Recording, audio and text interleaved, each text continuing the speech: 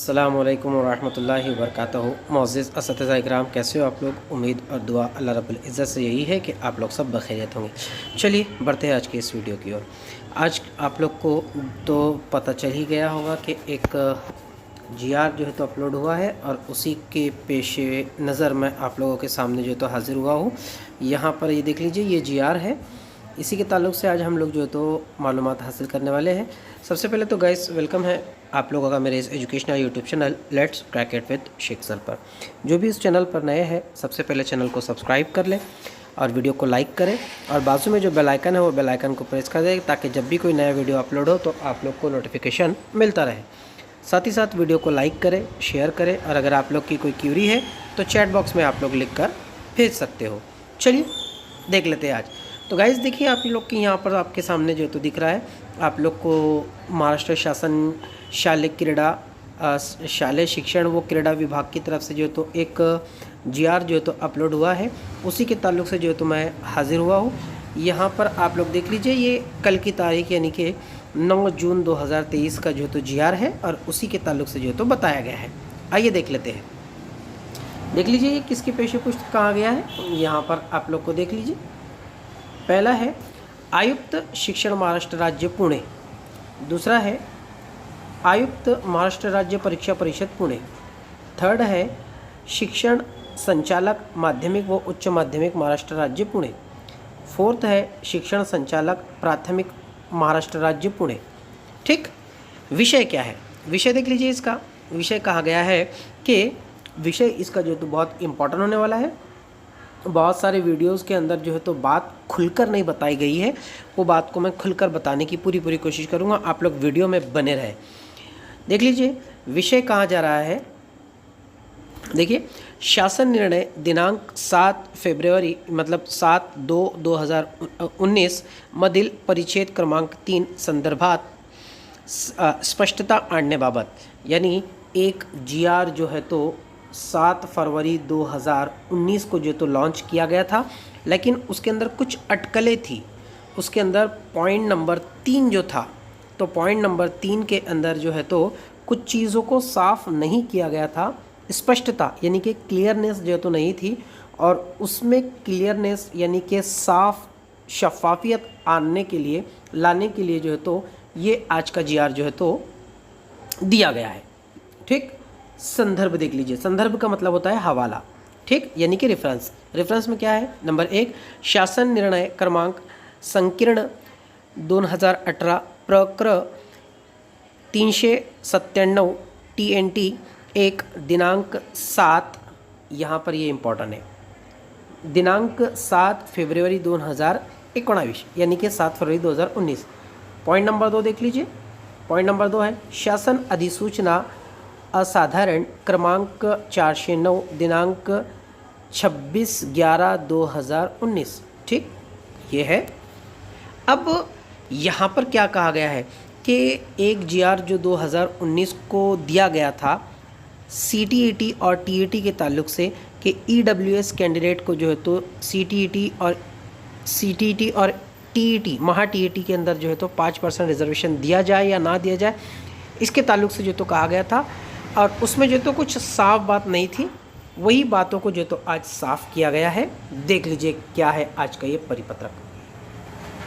ये मैंने इसको जो तो हाईलाइट किया हूँ। अब इतना देख लीजिए, मैं इसको पढ़ के सुना देता हूँ, फिर डिटेल में देखेंगे। शासन निर्णय दिनांक 7 फेब्रुवारी 2019 अन्वय राज्यातील प्राथमिक व प्राथमिक माध्यमिक व उच्च माध्यमिक विद्यालय कनिष्ठ महाविद्यालयातील शिक्षकाची शैक्षणिक व व्यावसायिक अर्हता निश्चित करण्यात आली आहे। यामधील परिच्छेद क्रमांक 3 अन्वय इयत्ता 1 ते 8वी प्राथमिक व उच्च प्राथमिक शिक्षकाची पदाकरिता अनुसूचित जाती, यानी कि नॉर्मली यहाँ पर ये कहा गया है कि primary, upper primary, secondary, higher secondary, जो भी एजुकेशनल क्वालिफ़िकेशन या जो भी स्कूल की स्टेप्स थी, उसके अंदर जो है तो जो भी टीचर्स का सिलेक्शन करने के लिए उनकी जो काबिलियत दी गई थी वो जो तो दी गई थी। ठीक, अब उसके बाद में देख लीजिए यहाँ पर और चीज़ें क्या कही जा रही है। ठीक, थोड़ा सा ध्यान से देखिए आप लोग, एक एक चीज़ आप लोग को स्पष्ट करके जो तो बता रहा हूँ। अब इसमें कौन कौन से थे, ठीक है, देख लीजिए। 8वीं प्राथमिक व उच्च प्राथमिक शिक्षकाच्या पदाकरिता अनुसूचित जाति, अनुसूचित जमाती, विमुक्त जाति, यहाँ से देखिए विमुक्त जाति, भटक्या जमाती, भटक्या जमाती क, भटक्या जमाती ड, इतर मागास प्रवर्ग, विशेष मागास प्रवर्ग, सामाजिक व शैक्षणिक मागास प्रवर्ग, खुल्या प्रवर्गातील, आर्थिकदृष्ट्या दुर्बल घटक, दिव्यांग उमेदवार, इतर वर्गाच्या उमेदवारासाठी पात्रता गुणामध्ये 5% सूट देण्यात आली आहे। तथापि शासन निर्णय दिनांक, ये इम्पॉर्टेंट है, ये वापस देख लीजिए आप लोग, 7 फरवरी 2021 मधील परिच्छेद क्रमांक 3, परिच्छेद क्रमांक 3 का मतलब होता है उसके अंदर मुद्दा नंबर 3 मध्ये केंद्र शासन राज्य शासन आयोजित केंद्र शिक्षक पात्रता परीक्षा वो स्पष्ट उल्लेख नसल्याने CTET उत्तीर्ण आर्थिक दृष्ट्याने दुर्बल घटकाच्या EWS उमेदवारांना सदर परीक्षेतील गुणामध्ये 5% सूट देण्याबाबत संभ्रम निर्माण झाल्याने नसल्या, त्यामुळे संदर्भात विविध घटकांची लोकप्रतिनिधींने निवेदन देत आहे। यानी यहाँ पर नॉर्मली ये कहा गया है कि ये जो आप लोग को जो परिपत्रक दिया गया था 7 फरवरी 2019 का, इसमें पॉइंट नंबर 3 में जो है तो शासन यानी कि CTET और TET के अंदर जो तो 5% जो तो छूट दी गई थी, लेकिन इसमें CTET को जो तो नकार दिया गया था। देख लीजिए यहाँ पर उल्लेख नस्ल्यान्य, उल्लेख नस्ल्यान्य का मतलब होता है इसका उल्लेख ना किया गया हो। देखिए तो CTET को जो तो नहीं किया गया था, लेकिन बहुत सारे जो प्रतिनिधि थे, संगठनाएं थी, उन्होंने जो है तो बार बार जो है तो निवेदन जो तो दिए थे। अब इसी के अकॉर्डिंग क्या किया गया, या अनुषंगाने आपणास कळविण्यात येते की शिक्षक पात्रता परीक्षा म्हणजे केंद्र शासन व राज्य शासन आयोजित अथवा केंद्र शासन व किंवा राज्य शासन या प्राधिकृत केल्याने अभिकरणाद्वारे आयोजित शिक्षक पात्रता परीक्षा अशी स्पष्ट करण्यात येत आहे। गुणामधील सूट याबाबत तरतूद झाल्यांची खाजगी शाळांतील कर्मचाऱ्यांची सेवा, ठीक है, इसको छोड़िए, पॉइंट के ऊपर आ जाता हूँ एकदम बिल्कुल। यहाँ पर आप लोग इसको देख लीजिए, ठीक, यहाँ पर देखिए आप 3 देख लीजिए। यास्तव स्पष्ट करण्यात येते की सदर शासन निर्णयातील परिच्छेद क्रमांक 3 येथील पात्रता गुणासह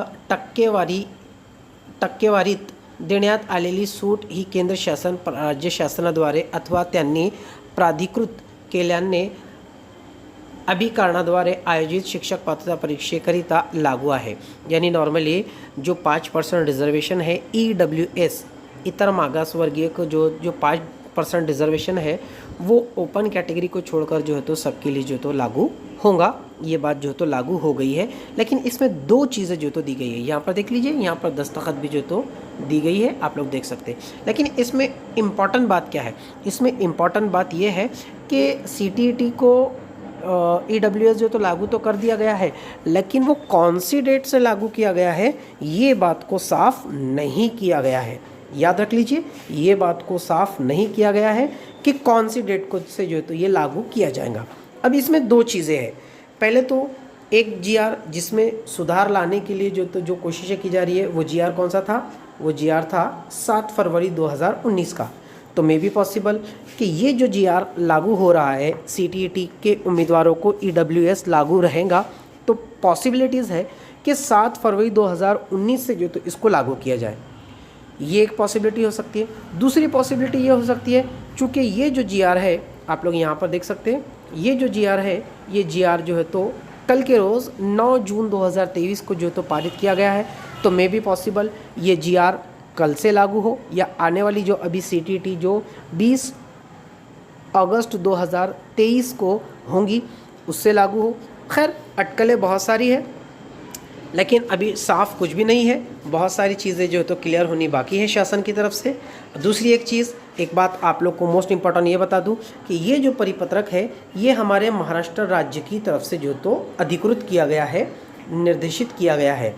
अभी जो केंद्र शासन है यानी कि जो सेंट्रल गवर्नमेंट है उसकी तरफ से अभी कोई भी ऑफिशियल स्टेटमेंट या GR जो तो नहीं आया है। तो अब आगे हम लोग को ये देखना रहेगा कि जो सेंट्रल टीचर एलिजिबिलिटी टेस्ट यानी कि CTET जो सेंट्रल गवर्नमेंट है वो इसके ऊपर अपनी क्या प्रतिक्रिया जो है तो व्यक्त करती है। तो खैर अटकलें बहुत सारी हैं, इंशाल्लाह आगे भी ऐसी दिलचस्प वीडियो लेकर आप लोग की खिदमत में हाजिर होऊंगा। दुआ का तालिब, आपका दोस्त, आपका खादिम शाकिर शेख सर। अल्लाह हाफिज़।